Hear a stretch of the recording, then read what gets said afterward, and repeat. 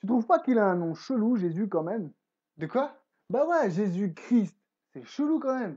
Ça fait même pas hébreu, c'est pas crédible. Non mais attends, Christ, c'est pas le nom de famille de Jésus.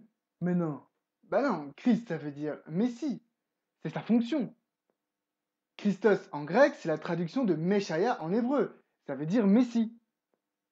Bon ok, je te fais une vidéo sur le sujet. His name is healer of your deepest scar. Jésus-Christ ou Yesu Christo pour les hellénistes. Mais quoi?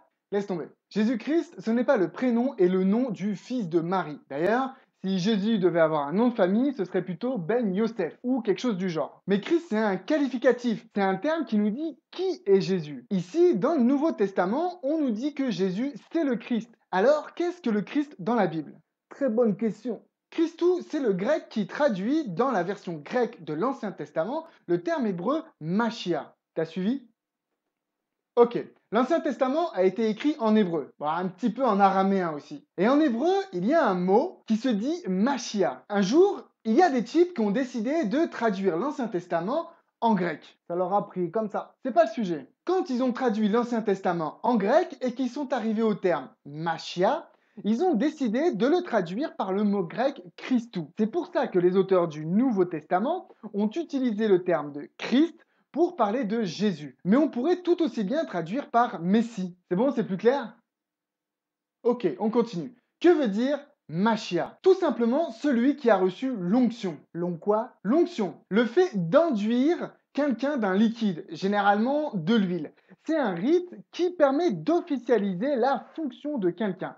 Des personnes ayant reçu l'onction dans la Bible, autant te dire qu'il y en a un paquet. Les prêtres en premier lieu, mais aussi Saül, le premier roi d'Israël, David après lui, et il y a aussi Cyrus, le roi des Perses. Loin, celui qui a reçu l'onction, c'est avant tout celui que Dieu a décidé de choisir pour accomplir un job bien particulier. Si on a plusieurs oins dans la Bible, il y en a un qui joue un rôle tout particulier.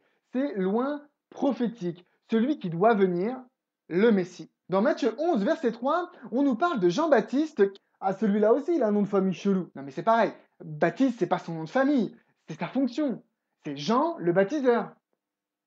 Ok, laisse tomber, c'est un autre sujet. Donc, dans Matthieu 11, verset 3, on nous parle de Jean-Baptiste qui entend parler des affaires de Jésus et qui s'y demande si c'est celui qui doit venir. En fait, depuis Genèse chapitre 3, verset 15, l'humanité attend la venue de celui qui doit libérer les êtres humains. Le peuple d'Israël attend particulièrement ce personnage qui a plusieurs noms dans la bouche des prophètes. On parle du serviteur de l'Éternel, du rejeton, du fils de David, est du Messie. D'ailleurs, dans Matthieu chapitre 2, verset 4, lorsque les rois mages viennent voir Hérode pour savoir où est le roi des Juifs, Hérode va questionner les prêtres et les scribes pour savoir où devait naître le Christ. Autrement dit, où devait naître le Machia, le Messie. Le Messie dans l'Ancien Testament, c'est celui qui devait venir. C'est ce personnage qu'on annonce prophétiquement comme celui devant venir briser la servitude du peuple d'Israël. Depuis l'exil, le peuple d'Israël est soumis aux nations païennes, il est dispersé et il attend celui qui doit venir le délivrer et le rassembler. Il est le représentant de Dieu par excellence. Donc si je comprends bien, les auteurs du Nouveau Testament, ils ont considéré en fait que Jésus, le fils de Marie et de Joseph là, en fait c'était le Messie. C'est pour ça qu'ils l'ont appelé Jésus-Christ. Voilà, d'accord. Mais comment on sait que le Jésus du Nouveau Testament, c'est bien le Christ tant attendu de l'Ancien Testament? Parce que les Juifs, ils l'attendent encore leur Messie, eux. Très bonne question. Dans l'Ancien Testament, il y a un texte très précis qui parle du Messie et qui fourmille de détails sur sa mission, ses actes, mais surtout, tiens-toi bien, la date exacte de sa venue. Mais non.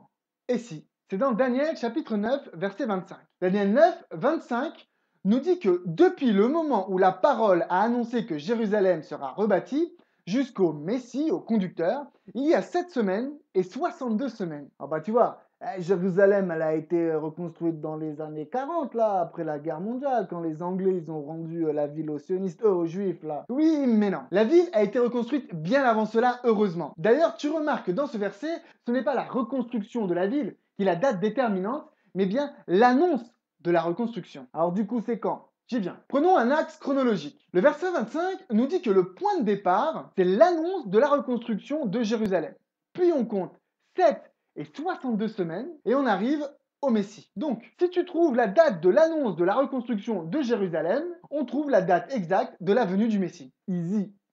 Pas tant que ça. La ville aurait été détruite entre 589 et 587 après Jésus-Christ, après un siège de l'armée des Babyloniens. Si l'on prend la Bible dans son ensemble, on ne trouve pas vraiment d'annonce formelle faisant explicitement référence à la reconstruction de Jérusalem. C'est-à-dire qu'il n'y a pas de passage dans la Bible qui parle d'une ordonnance bien formelle et explicite qui dit « Allez reconstruire Jérusalem ». Mais on a un livre historique, le livre d'Esdras, qui retrace le parcours d'Esdras. Non, pas vraiment.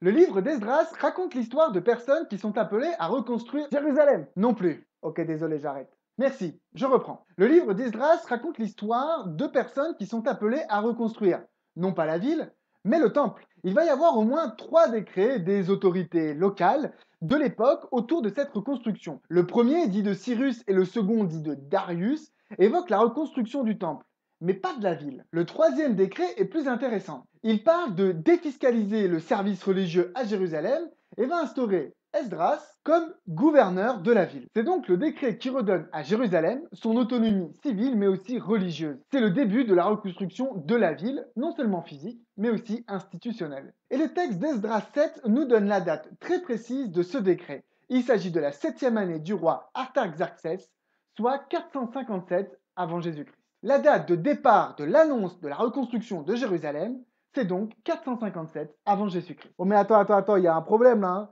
Je suis peut-être pas une lumière, mais je sais encore compter. Moins 457 années plus 69 semaines, tout ça, ça nous amène pas à l'époque de Jésus-Christ du Nouveau Testament, mec. Et tu as bien raison, sauf qu'en fait, il n'est pas écrit semaine dans le texte. Du moins, pas tout à fait. Ah bon? Et non. Regarde, ici, tu as le mot semaine en hébreu. Et ici, tu as le mot que l'on trouve dans le texte. Tu vois pas comme une petite différence? Tiens, je te donne un petit coup de main. Le mot n'a pas été écrit comme il faut. Il y a une espèce de faute d'orthographe, mais volontaire. C'est pour ça d'ailleurs que plein de traducteurs n'ont pas utilisé le mot semaine, mais septaine par exemple, comme shouraki, ou septénaire, comme la Tob, voire carrément 7 ans, comme la Bible en français courant et Parole de vie. Donc ce ne sont pas de semaines dont parle Daniel, mais bien de périodes de 7 ans. Ce ne sont pas 69 semaines, mais 483 années. Ah oui, ça me paraît plus juste. Et du coup, on tombe sur quelle date? 27 après Jésus-Christ. Alors je précise tout de suite pour ceux qui ont pris leur calculette qu'il ne faut pas compter l'année 0. Elle n'existe pas, l'année 0. Je vous fais une petite démonstration avec des chiffres un petit peu plus simples. Au lieu de calculer moins 457 plus 483, on va calculer moins 3 plus 5. Si vous prenez votre calculatrice, vous arrivez normalement au chiffre 2. Regardez, on part de moins 3 et on compte.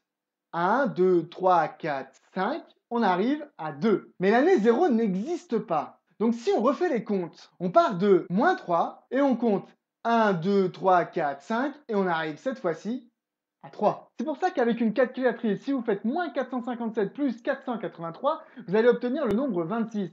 Mais puisque l'année 0 n'existe pas, vous obtiendrez le nombre 27, 27 après Jésus-Christ.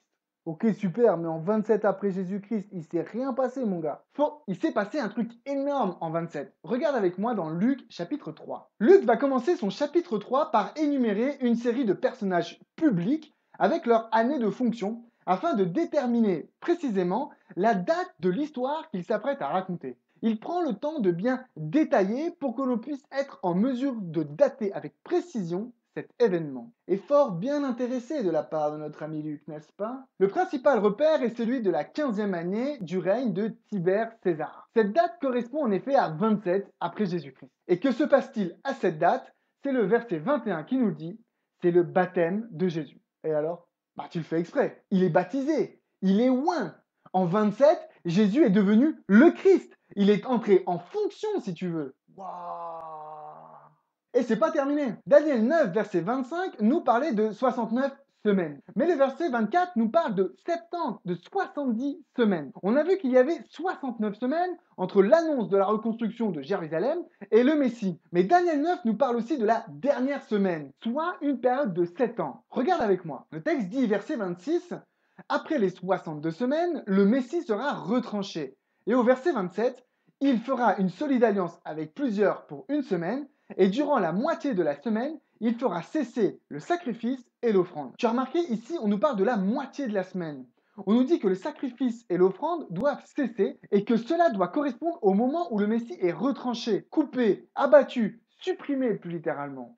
On nous parle donc d'un ministère de 3 ans et demi qui se termine assez violemment. Ça fait quand même bien penser à Jésus, dont le ministère a exactement duré 3 ans et demi et qui a fini sur une croix. Le même jour, le voile du temple se déchire, indiquant que les sacrifices et les offrandes terminés. Et il parle aussi d'une alliance avec plusieurs là. Eh oui, c'est la nouvelle alliance qu'il instaure lors de la Sainte Seine. Tu vois, Daniel 9 nous donne la date exacte de la venue du Christ, 27 après Jésus-Christ, ainsi qu'une série de détails sur ses œuvres et même la durée de son ministère. C'est pour ça qu'on est sûr que Jésus, fils de Marie et de Joseph, c'est bien Jésus le Christ.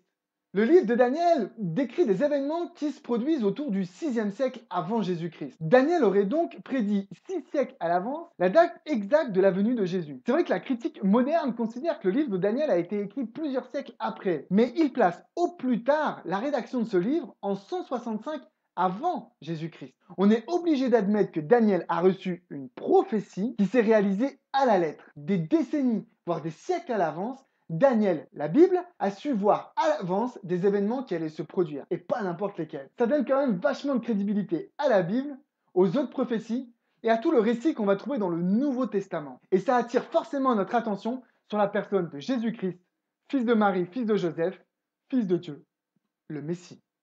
Merci d'avoir regardé cette vidéo. Pour qu'elle ne soit pas trop longue, vous l'avez remarqué, je n'ai pas abordé tous les détails de Daniel chapitre 9, versets 24 à 27, ni toutes les démonstrations liées au principe jour-année, à la date de la reconstruction de Jérusalem et à la 15e année de Tibère César. Mais si vous voulez plus de détails, si ça vous intéresse, je vous invite à me le mettre en commentaire et à me le dire, et peut-être que je vous ferai des vidéos complémentaires. Pensez bien à liker la vidéo et à vous abonner si ce n'est pas encore fait. Si ce que je fais sur cette chaîne vous plaît, je vous invite à partager ce contenu sur Facebook, sur WhatsApp, par mail avec vos amis. C'est ce qui me permettra de me faire connaître et qui fera grandir la chaîne. Je prépare plusieurs projets avec d'autres youtubeurs, notamment avec mes amis de 3 à la fois. Je vous dis donc à très bientôt et d'ici là, que Dieu vous bénisse.